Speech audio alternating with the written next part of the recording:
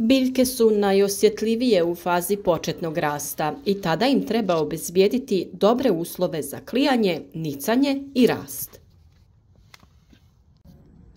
Jedan od najbitnijih faktora za uzgoj jakih i zdravih biljaka je kvalitetan supstrat.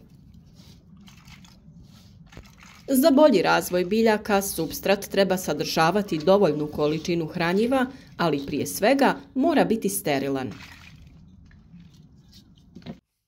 Supstrat možete napraviti i sami, pa ostanite s nama do kraja ovog videa i pogledajte na koji način mi to radimo. Za proizvodnju mladih biljaka potrebno je pripremiti dovoljnu količinu supstrata. Ako niste u mogućnosti da sami pripremite supstrat, jer taj proces traje mjesecima, možete ga jednostavno kupiti u nekom vrtnom centru. U vrtnim centrima velik je izbor supstrata, a pored toga imamo supstrate namijenjene za sijanje i one koji se koriste kod presađivanja biljaka. Također razlikujemo supstrat za uzgoj cvijeća i onaj za uzgoj presadnica povrća. Kako bi uzgojili kvalitetan rasad povrća, cvijeća, začinskog i ljekovitog bilja, treba izabrati supstrat koji ispunjava određene uslove, jer od njega zavisi uspjeh proizvodnje. Najvažnije je da ima dobru strukturu, da nije zbijen, da ima dobar vodozračni režim i da mlade biljke snabdijeva dovoljnim količinama hranjiva u početnim osjetljivim fazama rasta. Mora da sjemenu obezbijedi optimalne uslove za klijanje i nicanje, a presadnice ostaju u njemu do pikiranja ili sadnje na stalno mjesto. Neke biljke se siju direktno u supstrat u kojem ostaju do sadnje u vrt, a neke se nakon nicanja presađuju u drugi supstrat. Tako ćemo za krastavac i dinju koristiti samo jedan supstrat. Za sjetvu i pikiranje paprike i paradajza neophodna su dva različita supstrata. Prvi se odlikuje sitnijom granulacijom, a za pikiranje se koristi sa krupnijom. Za različite biljne vrste postoje supstrati kod kojih je prilagođena pH reakcija od kisele do blago alkalne. Najpoznatiji primjer je kiseli supstrat za uzgoj borovnica i brusnica. Supstrati ne smiju da sadrže sjeme korova, nematode i druge štetočine, uzročnike oboljenja, teške metale i materijale koji štetno djeluju na biljke. Profesionalni uzgajivači koriste supstrate koji sadrže kokosova vlakna, zeolit, vermikulit, perlit, glinu, kompost, glistinac i druge komponente. Kokosova vlakna imaju sposobnost zadržavanja vlage, a zapremina im se povećava do 5 puta. Njih često koristimo u uzgoju biljaka, upravo zbog njihove sposobnosti da čuvaju vlagu. Supstrat koji u sebi sadrži kokosova vlakna nabavili smo od proizvođača Home Garden. Upravo kokosova vlakna daju ovom supstratu rahlost i prozračnost.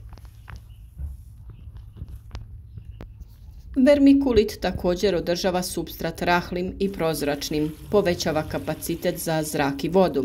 Koristi se za pokrivanje sjemena poslije sjetve, a cijenjen je u hidroponskoj proizvodnji. Perlit pomaže kod ukorjenjavanja biljaka. Osim u rasadničkoj proizvodnji, koristi se za uzgoj cvijeća, sadnica vinove loze, gljiva, za poboljšanje zemljišta i travnjaka. Zeolit je regulator koji čuva hranjive materije, a biougalj regeneriše supstrat i zemljište, sprječava razvoj patogene mikroflore. Tu je i u poljoprivredi vrlo cijenjen glistinac koji ima ulogu aktivatora koji pospješuje rast. Kada smo se upoznali sa ovim prirodnim materijalima, možemo i sami napraviti supstrat za naše biljke. Možete ga napraviti sa ili bez zemlje. Svi sastojci trebaju da zadovoljavaju osnovne zahtjeve proizvodnje rasada koje smo već spomenuli. Supstrat ne smije biti zbijen, mora biti vodopropustan, sterilan i plodan. Najjednostavniji sastav jeste da uzmemo 2 dijela dobrog komposta, 2 dijela kokosovih vlakana i 1 dio perlita. Već smo pokazali na koji način pravimo kompostište i kako pretvaramo ostatke biljaka u hranjivu materiju koju vraćamo u vrt. Ako niste gledali video o kompostištu, pronađite ga na kanalu, a poveznicu ćemo ostaviti na kraju videa. Kompost dobro izmrvimo, a najbolje će biti da ga prosijemo, jer će tako imati ujednačenu strukturu. Dodajte kokosova vlakna. Ako su suha u bloku, potrebno ih je rehidrirati, odnosno dodati vodu kako bi mogli da radite s njim. Nakon kratkog vremena kokosova vlakna su spremna za miješanje. Na kraju u smjesu dodajemo perlit koji poboljšava sadržaj zraka, a osim toga zadržava vlagu. Ovakav supstrat spreman je za presađivanje naših malih paprika koje ćemo u narednom periodu pikirati. Ako se koristi zemlja, potražite kvalitetnu vrtnu ili šumsku i uzmite 2 dijela. Dodajte po 1 dio humusa, treseta i riječnog pijeska. Ovaj univerzalni recept se može prilagoditi vrsti koju sijemo. Tako će vam za papriku trebati 3 dijela humusa i 2 dijela kvalitetne zemlje, dok će kupusu odgovarati da pomiješamo treset, humus i zemlju u odnosu 1:1:1. Kada sami pravimo supstrat, neophodno je da ga dezinficiramo, jer patogeni organizmi mogu da potpuno unište mlade biljke. To se najčešće događa u fazi presađivanja malih biljaka, kada se najčešće na donjem dijelu stabljike stvaraju gljivice, što onda uzrokuje propadanje biljke, uslijed čega biljke padnu na tlo. Ovo oboljenje nazivamo polijeganje rasada i jako je opasna bolest, jer se od nje biljke teško oporave i nakon naknadnog tretmana. Zbog toga ćemo u narednim videima pričati o ovoj bolesti rasada i načinima kojima je možemo spriječiti. Za kvalitetan i plodan supstrat možete koristiti i glistinac, kojeg dobivamo preradom stajskog gnojiva i biljnih ostataka. Ovu preradu rade kalifornijske gliste koje držimo u izoliranom prostoru, te po potrebi uzimamo dio prerađene materije. Glistenjak je odličan jer je jako plodan. Zbog toga ga uvijek miješamo sa zemljom i drugim sastavnim elementima supstrata za naše biljke.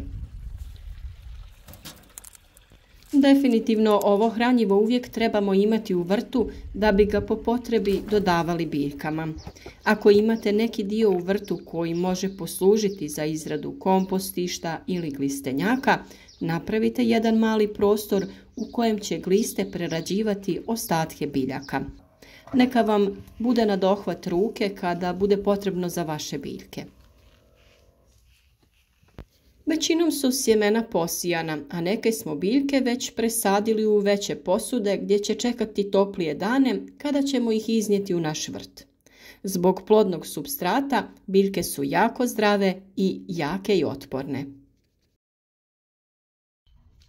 Povrće u uzdignutim gredicama niče i raste brzo, bilo da se radi o lisnatom povrću poput špinata, blitve, salate ili nekog drugog povrća, sve to izgleda jako zdravo.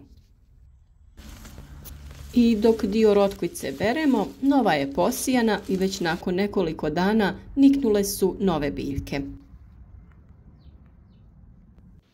Nadamo se da vam pomažu savjeti koje objavljujemo u našim videima, ideje za lakši uzgoj i sijanje povrća, ostvarivanje većih prinosa. Sve su to teme koje ćemo obrađivati u narednom periodu, pa ako do sada niste zapratili naš kanal, možete to učiniti klikom na znak subscribe. Podijelite ovaj video sa prijateljima na društvenim mrežama i podržite naš rad lajkom ispod videa. Pišite nam u komentarima od kuda nas pratite i koje povrće vi uzgajate. Kakav supstrat koristite za uzgoj biljaka. A ako imate nekih pitanja vezanih za uzgoj voća i povrća, slobodno nam pišite, zadovoljstvo nam je odgovoriti na vaše komentare.